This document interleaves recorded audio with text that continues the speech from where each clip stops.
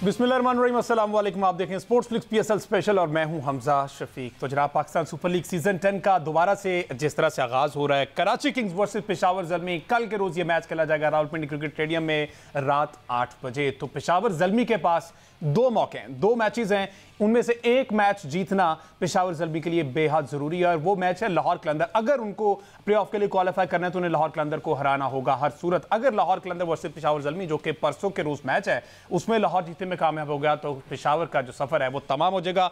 कराची काफी हद तक सेफ है, 8 मैचेस उसने खेले, 5 जीते हैं, 3 हारे हैं, 10 पॉइंट्स के साथ टेबल पर इस वक्त दूसरे नंबर पर मौजूद है। तो कराची काफी ज्यादा वो सेटिस्फाई अपनी परफॉर्मेंस से। और अब खबरें ये आ रही हैं कि कप्तान डेविड वार्नर समेत 6 गैर मुल्की खिलाड़ी जो है ना वो वापस टीम को ज्वाइन कर रहे हैं और साथ ही साथ स्कॉटिश बैटर जॉर्ज मंसी है जो कि ओपनिंग बैटर है और काफी जारे मिजाज बैटर है, उन्होंने भी कराची किंग्स को ज्वाइन कर लिया है। और ऑलमोस्ट तमाम टीम्स में तमाम के तमाम प्लेयर्स वापस आए। लाहौर कलंदर की अगर बात की जाए तो उन्होंने 2 से 3 तब्दीलियां हुई हैं। राजा पक्से आए उसमें, शकीबुल हसन आए उसमें, तो ये कुछ तब्दीलियां इसमें भी आई।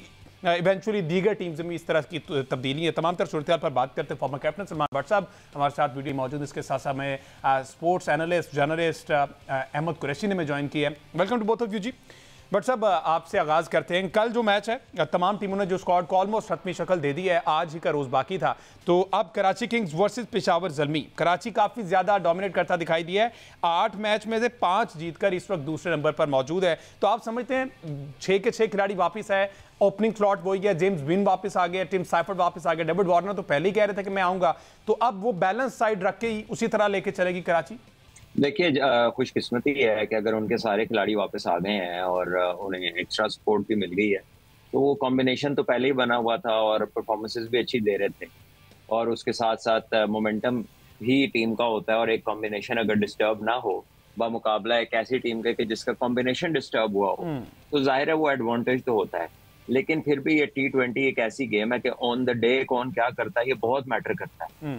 और ज़ल्मी ने भी पिछले कुछ मैचेस अच्छे खेले हैं, तो ऐसा नहीं है कि वो टीम कोई डाउन एंड आउट है। जैसे आप कह लीजिए कि इस्लामाबाद का माइंडसेट जो है, जाहिर है वो पहले सारे मैच जीते और उसके बाद अगले 4 मैच हारे, तो वो एक स्ट्रीक बनती है जिससे थोड़ा सा कह ले कि आप मेंटली इफेक्ट हो सकते हैं। लेकिन यहाँ पर ये दोनों टीमें पिछले मैचेस अच्छा खेल रही हैं, अच्छी क्रिकेट खेल रही हैं और जीतते हुए आ रही हैं, तो एक अच्छा मैच होगा। ये आसान मैच शायद ना हो किसी भी टीम के लिए दोनों में से।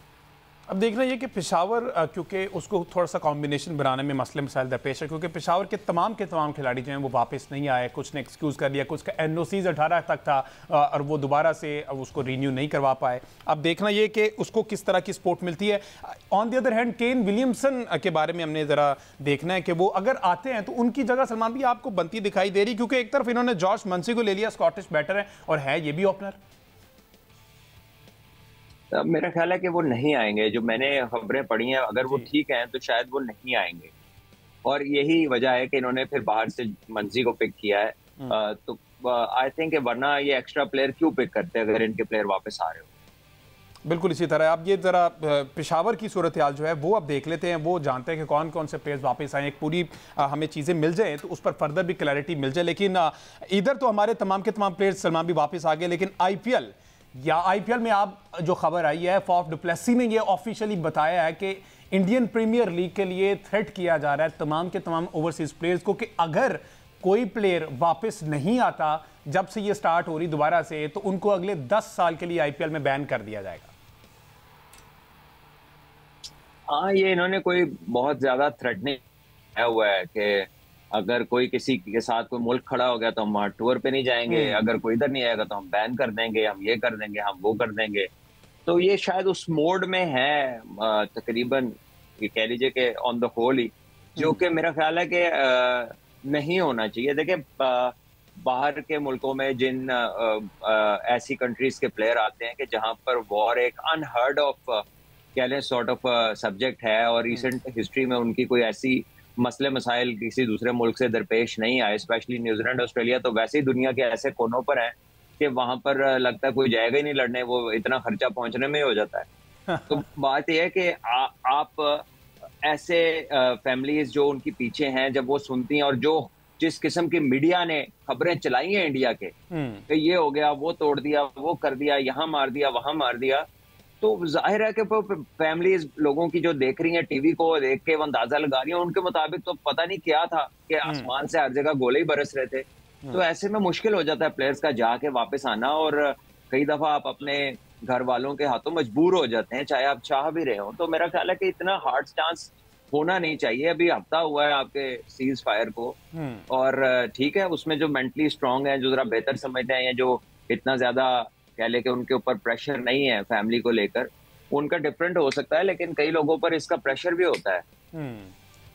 अच्छा, आप समझते हैं कि बोर्ड्स की तरफ से कोई प्रेशराइज किया जाएगा दीगर बोर्ड की तरफ से आईपीएल इंतजामिया को कि ये जो ज्यादती हो रही है जनाब, इस पर जो थ्रेट किया जा रहा है कि अगर नहीं आते तो 10 साल के लिए, तो अब ये दीगर बोर्ड्स इसमें शामिल हो सकते हैं? देखिए, I don't know, I think this is just taking things to another level. देखिए, लोगों को भी समझना चाहिए। अभी पाकिस्तान में सारा कुछ ठीक था, सारी दुनिया आ रही है, ये इंडिया वाले थ्रेट लगाई हुई थी इन्होंने, ठीक है। सारी की सारी चैंपियंस ट्रॉफी, जब कुछ नहीं हो रहा था तो इनको थ्रेट फील हो रहा था। आपके घर में जंग लग गई या दूसरे को थ्रेट फील ना हो, ये कमाल है। मतलब ये एस्टोनिशिंग है द वे दे थिंक कि सारी दुनिया बस जो है ना वो इसी चक्कर में लगी हुई है कि ये क्या कहेंगे, ये क्या करेंगे। मेरा ख्याल है कि इस चीज से थोड़ा सा ऊपर होकर सोचना चाहिए। आप कह लीजिए कि एक बड़ी क्रिकेटिंग नेशन है, ठीक है, और आप दुनिया की सबसे बड़ी लीग करा रहे हैं, but you must understand the dynamics, how people work, how people think, how people live in a place जहां पर कोई मसले मसाइल है ही नहीं। और जब वो ऐसी चीजों के बारे में देखते हैं, और माशाल्लाह जिस तरह का थोड़ा मीडिया है जो उन्हें अन्नी पाई सी यह हो गया, तो उसके बाद लोगों को इतना आसान नहीं होता to walk into the same sort of path, ठीक है। हालांकि हालात बेहतर हो रहे हैं, अल्लाह का शुक्र है, कोई प्रॉब्लम नहीं होगी ना इधर ना उधर, लेकिन थोड़ा सा रूम तो इस चीज का भी रखना चाहिए ना कि सामने वाले लोग क्या सोच रहे हैं। उनकी एश्योरेंस से उनको काम डाउन होने में डर लगता है। जब आप उन्हें भगाकर निकाला हो तो उसके बाद वो अचानक जो है, और वैसे भी जिस तरह के बयानात अभी तक आ रहे हैं, तो आपको नहीं लगता कि लोग जरा सोचने पे मजबूर हो जाते हैं? बिल्कुल ऐसे। और कौशल मेंडिस जो है ना, उन्होंने बोर्ड से एक तरफ आईपीएल तो एक तरफ प्लेयर्स इंडिविजुअली भी प्रेफर कर रहे हैं कि आईपीएल खेलने जाएं। कौशल मेंडिस इधर से कह रहे हैं कि सिक्योरिटी रीजंस हैं, थ्रेट्स हैं, मैं दोबारा से पीएसएल ज्वाइन नहीं कर सकता। तो अंदर की खबर ये कि गुजरात टाइटंस ने उन्हें साइन कर लिया रिमेनिंग मैचेस के लिए, तो वो आईपीएल को प्रेफर कर रहे हैं ओवर पीएसएल। डेफिनेटली पैसा मैटर करता है, लेकिन इस पर हर एक की अपनी मर्जी है हमजा, हर एक की अपनी मर्जी है।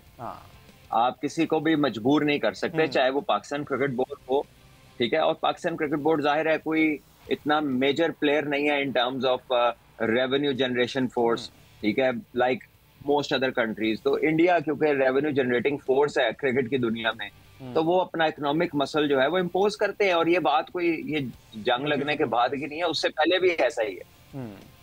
अहमद, आपकी फेवरेट लीग जिसे बड़ा पसंद करते हैं आप उस पर जनाब ये चीज़ें बातें आ रही हैं सामने, और प्लेयर्स जो हैं वो उधर जा रहे हैं पीएसएल छोड़कर, तो इस पर आपकी क्या राय है? जो आपने मुझे बाउंसर किया ना फेवरेट लीग है, इसको मैं अब समझ नहीं आ रही वेल लेफ्ट करूं या इस पे पुल पे छक्का मारूं। लेकिन मेरे ख्याल में देखिए हमजा, सबसे जो मेन चीज फ्रेंचाइज बेस्ड टूर्नामेंट्स में होती है वो ऑब्वियसली पैसा होता है। जहां पे पैसा होता है वहां पे एक अट्रैक्शन होती है, और प्लेयर्स अगर जा रहे हैं आईपीएल के लिए तो ऑब्वियसली वो पैसे के लिए जा रहे हैं आईपीएल में। पाकिस्तान क्रिकेट बोर्ड को और आई थिंक कि पीएसएल की मैनेजमेंट को और पीएसएल की फ्रेंचाइजीज को देखना पड़ेगा कि इन इश्यूज से किस तरह से डील किया जाए और किस तरह से इन इश्यूज को सॉर्ट आउट किया जाए। क्योंकि अगर आप थोड़ा सा सख्त एक्शन नहीं लेंगे प्लेयर्स के अगेंस्ट, उनको थोड़ा थ्रेट नहीं करेंगे कि अगर आप पीएसएल को देखें, फिर ये होगा कि पीएसएल को एक सी या डी ग्रेड लीग तस्वुर किया जाएगा। जिसका भी दिल करेगा वो पहले अपनी अवेलेबिलिटी शो करेगा, अपनी साइनिंग वगैरह करके सब कुछ करके जब वहां से ऑफर आएगी तो यहाँ से छोड़ के वहां चला जाएगा। तो अगर वो 10 साल की पाबंदी लगाने की धमकियां दे रहे हैं तो मेरे ख्याल में हमें भी फिर 1-2 सीजन एटलीस्ट उनकी पाबंदी लगानी चाहिए जो इस तरह से बिहेव करते हैं। क्योंकि असल में जब आईपीएल और पीएसएल ऑलरेडी हो रहा था तो बहुत सारे ऐसे प्लेयर्स हैं जो पिक ही नहीं हुए आईपीएल में, क्योंकि अब जो टॉप नॉच के प्लेयर्स हैं वो जाना नहीं चाह रहे आईपीएल में। ऑस्ट्रेलियन प्लेयर्स हों, चाहे इंग्लैंड के प्लेयर्स हों, और भी डिफरेंट कंट्रीज के प्लेयर्स हों, उनको काफी ज्यादा थ्रेट वहां पे फील होता है। तो अब उन्होंने क्या किया कि ज़ाहिर रिप्लेसमेंट में ओवरसीज प्लेयर्स को वो फिर पीएसएल से भी तोड़ने की कोशिश कर रहे हैं, और मेरे ख्याल में ये सारी हरकतें करके वो अपनी मतलब घटियापन और औकात ही दिखा रहे हैं। अब आप देखें कि एक मुल्क की लीग जिस स्टेडियम में लीग का मैच जिस स्टेडियम में होना है वहां तक पे तो उन्होंने ड्रोन गिरा दिया, तो तब भी वो पीएसएल को अफेक्ट नहीं कर सके। तो आई थिंक कि ये इस तरह के जो चीप टैक्टिक्स हैं और पर्टिकुलरली उन प्लेयर्स को ऑफर करना और उन प्लेयर्स को आईपीएल में बुलाना जो ऑलरेडी पीएसएल में फ्रेंचाइजीज के साथ एसोसिएटेड है, ये आई थिंक शेमफुल है। और इस पे पीसीबी और पीएसएल की जो मैनेजमेंट कमेटी है उसको भी स्ट्रिक्ट एक्शन लेना चाहिए और प्लेयर्स को जो है ना अलर्ट करना चाहिए कि अगर इस तरह से आप बिहेव करेंगे तो फिर आप पे पाबंदियां लगेंगी। बिल्कुल ठीक है जी, एक ब्रेक लेते हैं जी, ब्रेक के बाद वापस आते हैं तो फिर ज़रा बात करते हैं पेशावर ज़ल्मी में कौन सा प्लेयर आया कौन सा गया और पीसीबी को इस पर क्या एक्शन लेना चाहिए, क्योंकि प्लेयर्स जो है वो प्रेफर कर रहे हैं आईपीएल, चूंकि वहाँ पैसा ज़्यादा है तो इस पर पीसीबी का जो स्टांस है वो क्लियर होना चाहिए। एक ब्रेक के बाद स्टे विद अस।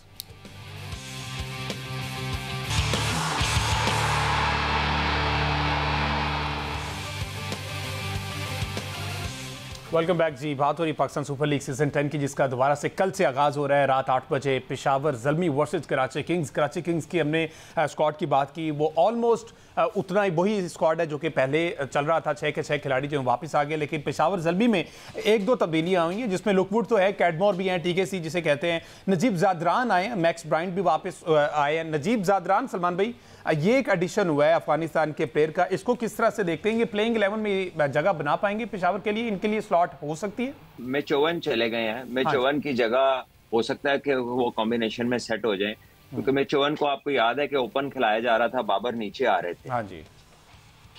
तो जहां तक मुझे याद है, Najib Zadran left handed batter हैं जो कि बड़ी कह लीजिए कि बड़ी शॉटों के लिए जाने जाते हैं, खुला खेलते हैं, अगर ये वही वाले नजीब हैं तो आई गेस कि ये बिल्कुल जगह बन सकती है, क्योंकि मेचोवन ने तो अब नहीं आना। नजीबुल्लाह जादरान, हाँ जी वही है मेरे ख्याल। अहमद, ये सेम वही नजीबुल्लाह जादरान लेफ्टी अफगानिस्तान के लिए आपके पास है कोई ऐसी खबर? ये वही है? हाँ, और ये एज ओपनर तो फिर अगेन वही वाली कॉम्बिनेशन बनेगा कि बाबर वन डाउन ही आएंगे। मुझसे पूछ रहे हैं हमजा? जी जी अहमद आपसे।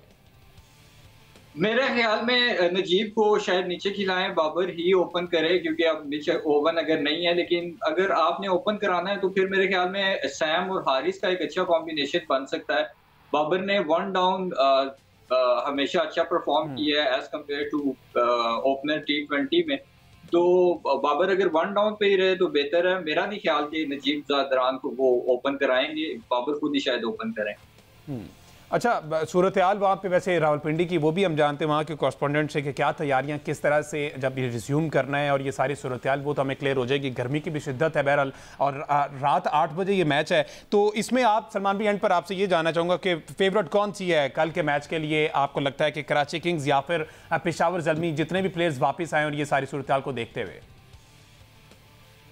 देखिए ऑब्वियसली जो आप मोमेंटम में जब ब्रेक आती है तो हमने देखा इस्लामाबाद हफ्ते की ब्रेक के बाद आए तो हालात और जज्बात और नताइज सब कुछ बदल ज्यादा इजी ले गए। ठीक है, अब फिर उन्हें ब्रेक मिली है तो हो सकता है वो हालात और चीजें वापस उनकी आ जाए।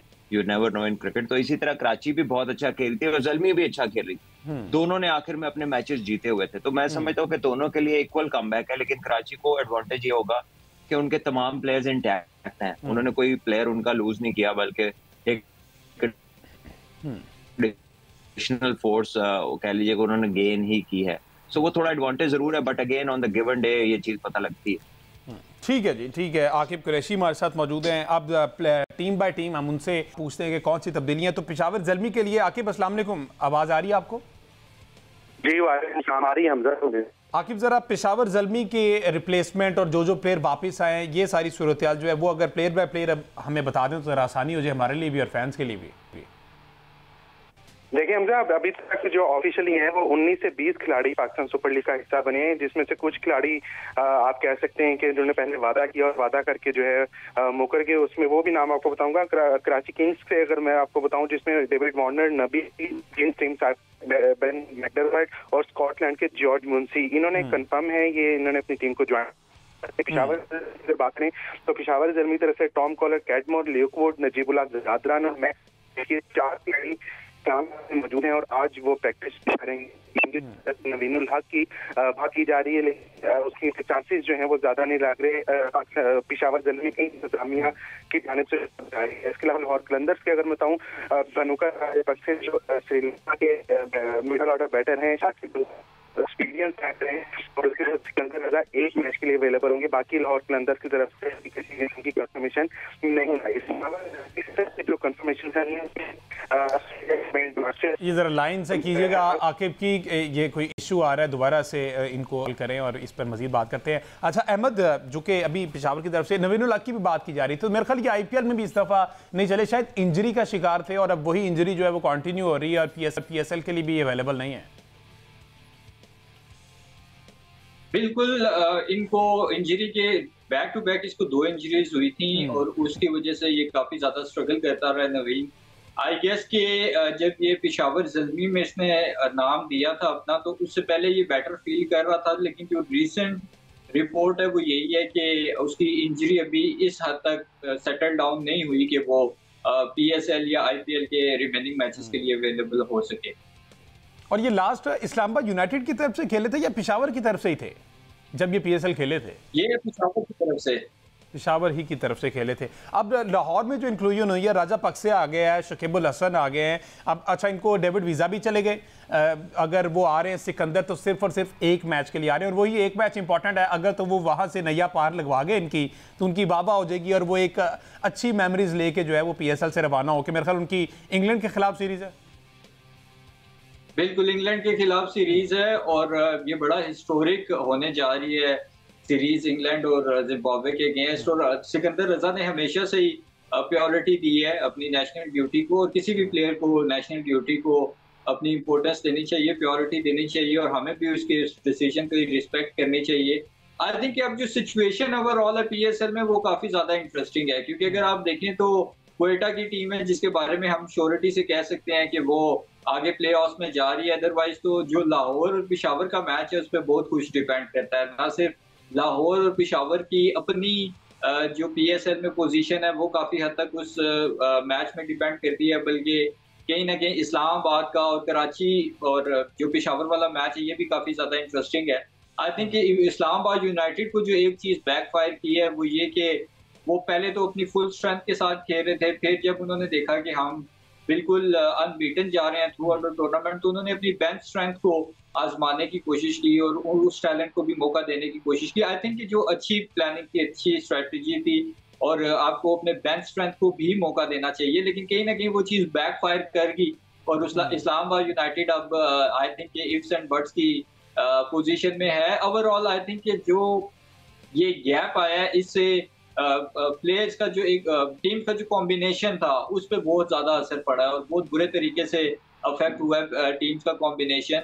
आई थिंक अगर आपने जिस तरह से डिस्क्राइब किया ना लाहौर कलंदर के कॉम्बिनेशन को, मेरे ख्याल में पेशावर ज़ल्मी को स्लाइटली एज है, क्योंकि पेशावर ज़ल्मी और लाहौर कलंदर को अगर आप कंपेयर करें तो पेशावर ज़ल्मी का कॉम्बिनेशन ज्यादा बेहतर मुझे नजर आ रहा है, खासतौर पे जिस तरह से हारिस और शाहीन ने बॉलिंग की थी कराची के अगेंस्ट। उसके बाद मेरे ख्याल में थोड़ा सा अगर देखा जाए तो पेशावर को लाहौर पे स्लाइट एज है।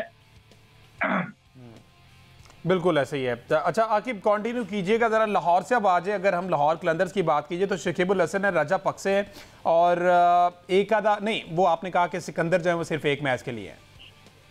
जी हमजा, बिल्कुल सिकंदर रजा एक मैच के लिए हैं। 22 से जो है एक टेस्ट मैच शुरू हो रहा है इंग्लैंड के खिलाफ, बड़ा हिस्टोरिकल टेस्ट मैच है और ये टेस्ट मैच भी जो है वो वेस्ट इंडीज में हो रहा है, क्योंकि वेस्ट इंडीज में इंग्लैंड की और वेस्ट इंडीज की सीरीज शुरू होनी है। तो इतना ICC ने जो है जिम्बाब्वे और इंग्लैंड के दरमियान एक टेस्ट मैच रखा है, जिम्बाब्वे के लिए बड़ा जरूरी है और बड़ा इंपॉर्टेंट है। इसके बाद अगर मैं इस्लामाबाद यूनाइटेड के अगर प्लेयर्स जो ऑफिशियली बता दिए कि आ रहे हैं, उनमें बेन डॉर्शियस हैं, जेमी नेशम है, टाइमल मिल्स हैं, एलेक्स हेल्स हैं और रासी वॉन्डर डोसन है। ये 5 खिलाड़ी जो है इसमें आ रहे हैं और इस्लामाबाद के ही पहले कॉलिन मुनरो और जेसन होल्डर, ये 2 ऐसे खिलाड़ी हैं जिन्होंने पहले अपनी फ्रेंचाइज को ओके किया। जब फ्रेंचाइज ने ओके करके उनका सारा मान टिकट वगैरह का तो उसके बाद उन्होंने पर्सनल वजूहात बताकर जो है आने से इनकार कर दिया। इसके अलावा कोटा ग्लैडिएटर्स की अगर बात करें तो कोटा ग्लैडिएटर्स में दिनेश चंदीमल को उन्होंने इस दफा रखा है, अविष्का फर्नांडो आ रहे हैं और गुलबदीन नाइब हैं जो अफगानिस्तान के हैं। इसके अलावा फिन एलन और रैले रोसो तो साथ ही हैं और कुशाल मेंडिस और काइल जेमिसन की बात करें तो काइल जेमिसन को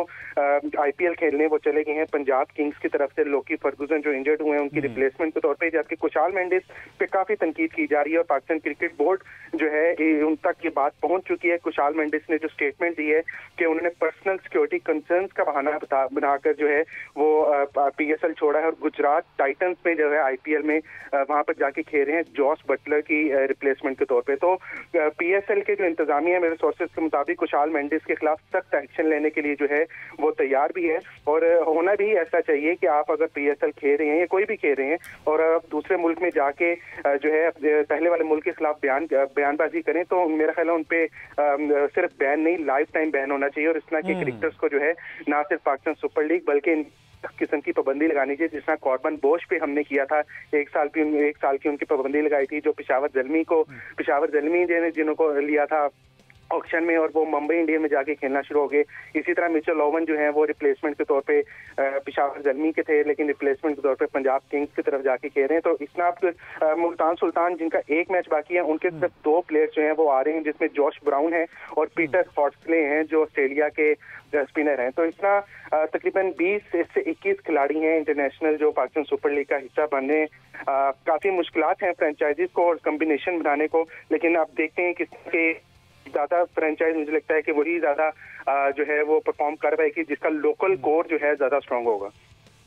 ठीक है जी, ब्रेक लेते हैं जी। ब्रेक के बाद जब वापस आते हैं तो फिर हम जरा बात करते हैं पिंडी के हवाले से और फैंस को किस तरह से फैसिलिटेट करने के लिए PSL इंतजामिया ने दोबारा से जो है संभाल लिया, क्योंकि खबरें ये आ रही थी पहले टिकट्स बुक्स थी और अब उन्हीं टिकट्स पर दोबारा कौन कौन से मैचेस देखे जाएंगे वो आपके आने के लिए ये तमाम तर डिटेल्स हम आपके साथ शेयर करते हैं। एक ब्रेक के बाद स्टे विद अस।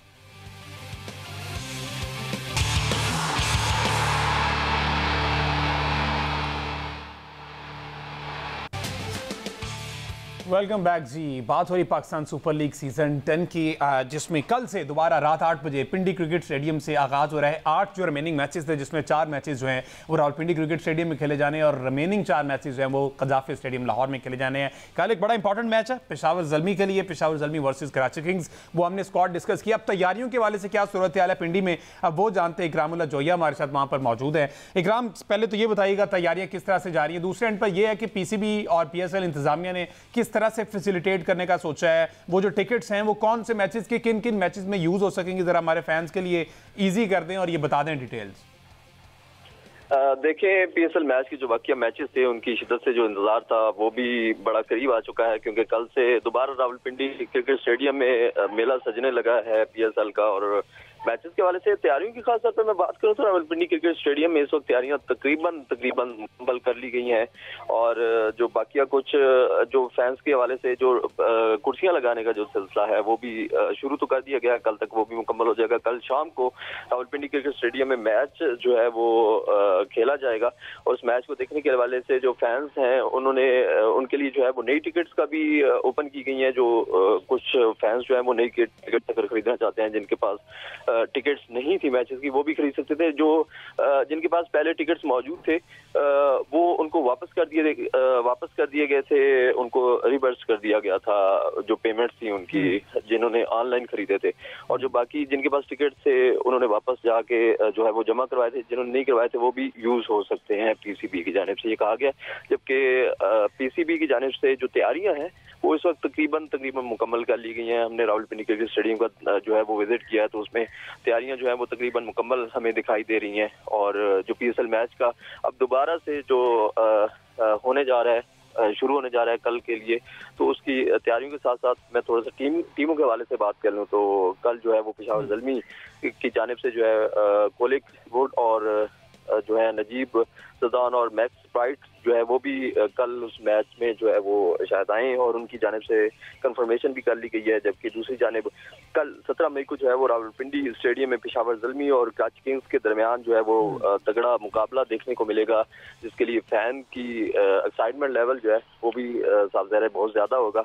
और कल मौसम की क्या सूरत हाल है इकराम वहाँ पर रात 8 बजे, अगर आज कल की बात की जाए कैसा मौसम रहा उस वक्त में? लेकिन जो शाम का टाइम है, शाम के टाइम इतनी गर्मी जो है वो ऐसा नहीं होती। दिन के औकात में तो काफ़ी ज़्यादा गर्मी इस्लामाबाद रावलपिंडी में देखी जा रही है, लेकिन शाम के वक्त जो है वो दर्जा हरारत काफ़ी कम हो जाता है और मौसम नॉर्मल ही समझा जा सकता है।